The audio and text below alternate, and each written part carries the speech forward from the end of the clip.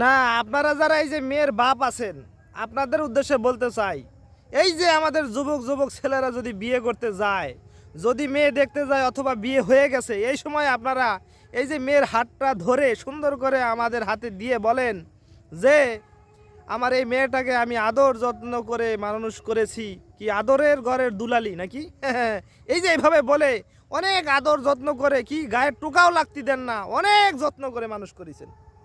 তা বলেন, ঠিক আছে, কথাও ঠিক আছে, মায় মহব্বত সব থাকবে, ভাই আপনি আদর যত্ন করে তো মানুষ করবেন, কিন্তু মেয়েটাকে তো আপনার